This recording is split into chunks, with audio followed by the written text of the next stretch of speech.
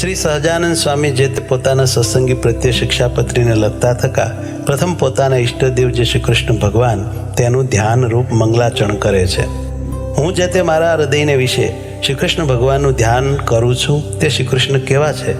તો જેના ડાબા પડખાને વિશે રાધિકાજી રહ્યા છે અને જેના વક્ષસ્થળને વિશે લક્ષ્મીજી રહ્યા છે અને વૃંદાવનને વિશે વિહારના કરનારા છે અને વૃત્તાલય ગામને વિશે રહ્યા એવા જે સહજાનંદ સ્વામીજી અમે જે તે નાના પ્રકારના જે સર્વે દેશ તેમને વિશે રહ્યા એવા જે અમારા આશ્રિત સર્વે સત્સંગી તેમને ઉદ્દેશીને શિક્ષાપત્રીને લખીએ છીએ.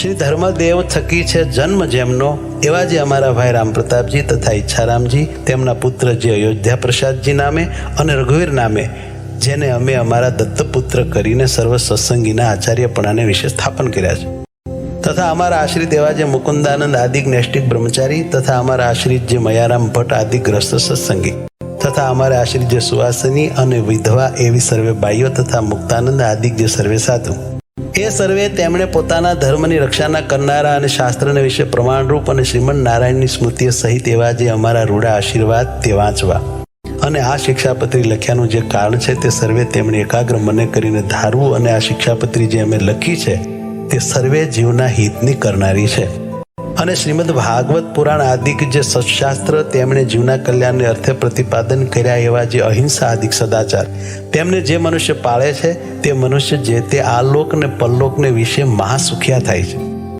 અને તે સદાચારનું ઉલ્લંઘન કરીને જે મનુષ્ય પોતાના મનમાં આવે એમ વર્તે છે તે તો કુબુદ્ધિવાળા છે અને આલોક ને પરલોકને વિશે નિશ્ચય મોટા કષ્ટને જ પામે છે. તે માટે અમારા શિષ્ય એવા જે તમે સર્વે તેમણે તો પ્રીતિય કરીને આ શિક્ષાપત્રીને અનુસરીને જ નિરંતર સાવધાનપણે વર્તવું પણ આ શિક્ષાપત્રીનું ઉલ્લંઘન કરીને વર્તવું નહીં.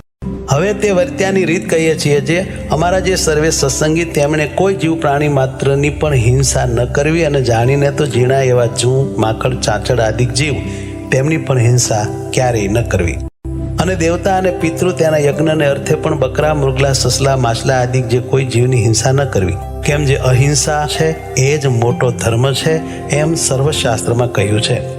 અને સ્ત્રી ધન અને રાજ્ય તેની પ્રાપ્તિને અર્થે પણ કોઈ મનુષ્યની હિંસા તો કોઈ પ્રકારે ક્યારેય પણ ન જ કરવી અને આત્મઘાત તો તીર્થને વિશે પણ ન કરવો ને ક્રોધે કરીને ન કરવો અને ક્યારેય કોઈક અયોગ્ય આચરણ થઈ જાય તે થકી મુજાઈને પણ આત્મઘાત ન કરવો અને ઝેર ખાઈને તથા ગળે ટૂંપો ખાઈને તથા કૂવે પડીને તથા પર્વત ઉપરથી પડીને ઇત્યાદિ કોઈ રીતે પણ આત્મઘાત ન કરવો અને જે માંસ છે તે તો યજ્ઞનું શેષ હોય તો પણ આપતકાળમાં પણ ક્યારેય ન ખાવું અને 3 પ્રકારની સુરા અને 11 પ્રકારનું મદ્ય તે દેવતાનું નૈવેદ્ય હોય તો પણ ન પીવું અને ક્યારેક પોતા વતે કાંઈક અયોગ્ય આચરણ થઈ ગયું હોય અથવા કોઈ બીજા વતે અયોગ્ય આચરણ થઈ ગયું હોય તો શસ્ત્રાદિકે કરીને પોતાના અંગનું તથા બીજાના અંગનું છેદન ન કરવું અથવા ક્રોધે કરીને પણ પોતાના અંગનું તથા બીજાના અંગનું છેદન ન કરવું અને ધર્મ કરવાને અર્થે પણ અમારા સત્સંગી કોઈએ ચોરનું કર્મ ન કરવું ધણિયાતું જે કાષ્ટ પુષ્પ આદિક વસ્તુ તે તેના ધણીની આજ્ઞા વિના ન લેવી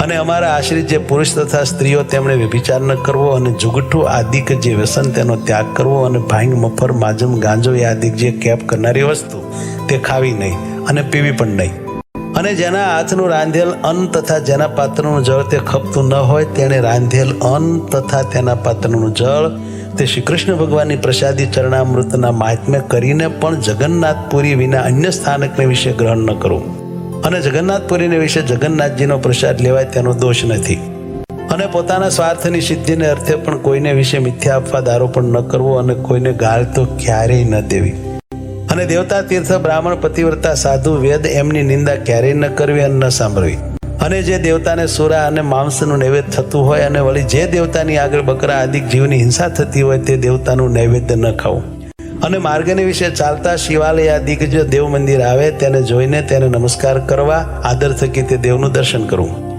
પોતપોતાના વર્ણાશ્રમનો જે ધર્મ તે કોઈ સત્સંગીએ ત્યાગ ન કરવો પરધર્મનું આચરણ ન કરવું પાખંડ ધર્મનું આચરણ ન કરવું તથા કલ્પિત ધર્મનું આચરણ ન કરવું જેના વચનને સાંભળવે કરીને શ્રી કૃષ્ણ ભગવાનની ભક્તિ ને પોતાનો ધર્મ એ બે થકી પડી જવાય તેના મુખ થકી ભગવાનની કથા વાર્તા ન સાંભળવી જે સત્ય વચન બોલવે કરીને પોતાનો દ્રોહ થાય તથા પારિકો દ્રોહ થાય એવું જે સત્ય વચન તે ક્યારેય ન બોલવું જે કૃતજ્ઞ હોય તેના સંગનો ત્યાગ કરવો, વ્યવહાર કાર્યને વિશે કોઈની લાંચ ન લેવી. ચોર, પાપી, વ્યસની, પાખંડી, કામી તથા કિમિયા આદિ ક્રિયાએ કરીને જનનો ઠગનારો એ 6 પ્રકારના મનુષ્ય, તેમનો સંગ ન કરવો. જે મનુષ્ય ભક્તિનું અથવા જ્ઞાનનું આલંબન કરીને સ્ત્રી, દ્રવ્ય અને રસાસ્વાદ તેને વિશે અતિશય લોલુપ થકા પાપને વિશે પ્રવર્તતા હોય તેવા મનુષ્યનો સમાગમ ન કરવો. જે શાસ્ત્રને વિશે શ્રી કૃષ્ણ ભગવાન તથા શ્રી કૃષ્ણ ભગવાનના જે વારાહાદિક અવતાર તેમનું યુક્તિએ કરીને ખંડન કર્યું હોય એવા જે શાસ્ત્ર તે ક્યારેય ન માનવા અને ન સાંભળવા. ગાળ્યા વિનાનું જે જળ તથા દૂધ તે ન પીવું અને જે જળને વિશે ઝીણા જીવ ઘણાક હોય તે જળે કરીને સ્નાનાદિક ક્રિયા ન કરવી. જે ઔષધ, દારૂ તથા માંસ તેને યુક્ત હોય તે ઔષધ ક્યારેય ન ખાવું. વળી જે વૈદ્યના આચરણને જાણતા ન હોય તે વૈદ્ય આપ્યું જે ઔષધ તે પણ ક્યારેય ન ખાવું.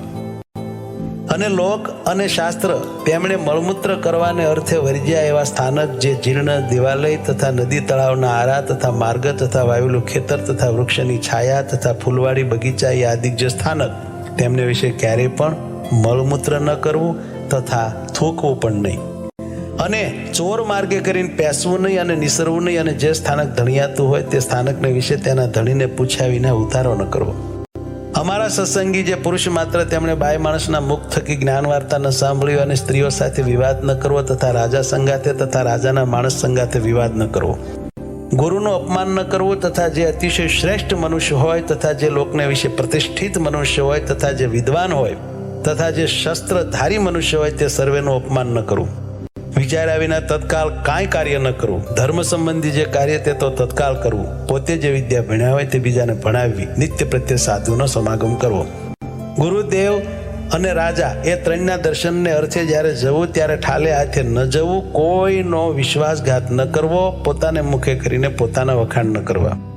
જે વસ્ત્ર પહેરે છકે પણ પોતાના અંગ દેખાય એવું જે ભૂંડું વસ્ત્ર તે અમારા સત્સંગી તેમણે ન પહેરવું. શ્રી કૃષ્ણ ભગવાનની જે ભક્તિ તે ધર્મે રહી તેવી કોઈ પ્રકારે ન કરવી. અને અજ્ઞાની એવા જે મનુષ્ય તેમની નિંદાના ભય થકી શ્રી કૃષ્ણ ભગવાનની સેવાનો ત્યાગ કરવો નહીં. અને ઉત્સવના દિવસને વિશે તથા નિત્ય પ્રત્યે શ્રી કૃષ્ણના મંદિરમાં આવ્યા એવા જે સત્સંગી પુરુષ તેમણે તે મંદિરને વિશે સ્ત્રીઓનો સ્પર્શ ન કરવો તથા સ્ત્રીઓએ પુરુષનો સ્પર્શ ન કરવો. અને મંદિરમાંથી નીકળ્યા પછી પોતપોતાની રીતે વર્તવું. અને ધર્મવંશી ગુરુ થકી શ્રી કૃષ્ણની દીક્ષાને પામ્યા એવા જે બ્રાહ્મણ, ક્ષત્રિય અને વૈશ્ય 3 વર્ણના અમારા સત્સંગી તેમણે કંઠને વિશે તુલસીની બેવડી માળા નિત્ય પ્રત્યે ધારવી અને લલાટ, હૃદય અને 2 હાથ એ ચારે ઠેકાણે ઉર્ધ્વ પુંડ તિલક કરવું. અને તે તિલક જે તે ગોપીચંદને કરીને કરવું અથવા ભગવાનની પૂજા કરતા બાકી રહ્યું અને કેસર કુમકુમાદિકે યુક્ત એવું જે પ્રસાદીનું ચંદન તેણે કરીને તિલક કરવું.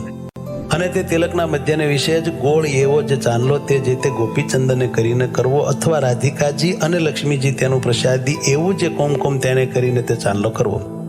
પોતાના ધર્મને વિશે રહ્યા અને શ્રી કૃષ્ણના ભક્ત એવા જે સત્શુદ્ર તેમણે તો તુલસીની માળા અને ઉર્ધ્વ પુંડ તિલક તે બ્રાહ્મણ, ક્ષત્રિય, વૈશ્યની પેઠે ધારવા.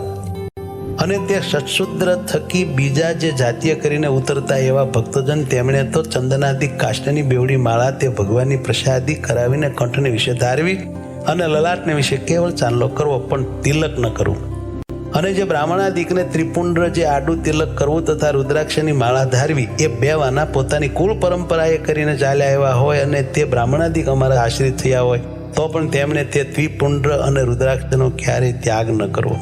અને નારાયણ અને શિવજી એ 2નું એકાત્મપણું જાણવું કેમ જે વેદને વિશે એ 2નું બ્રહ્મ રૂપે કરીને પ્રતિપાદન કર્યું છે.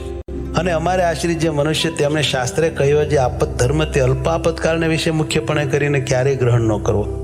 અને અમારા સત્સંગી તેમણે નિત્ય સૂર્ય ઉગ્યાથી પ્રથમ જ જાગવું અને શ્રી કૃષ્ણ ભગવાનનું સ્મરણ કરીને પછી શૌચ વિધિ કરવા જવું.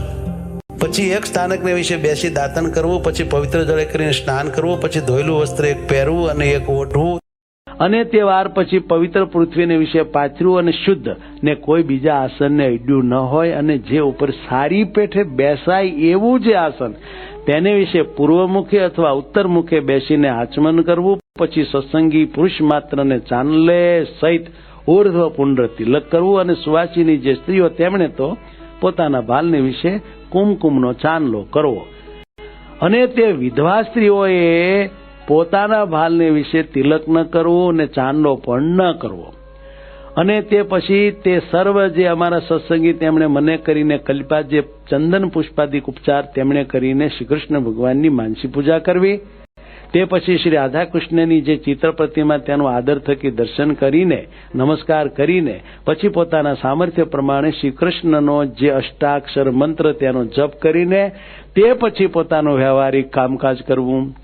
અને જે અમારા સત્સંગીમાં અમરીશ રાજાની પેઠે આત્મનિવેદી એવા ઉત્તમ ભક્ત હોય તેમણે પણ પ્રથમ કહ્યું એવી રીતે અનુક્રમે કરીને માનસી પૂજા પર્યંત સર્વે ક્રિયા કરવી.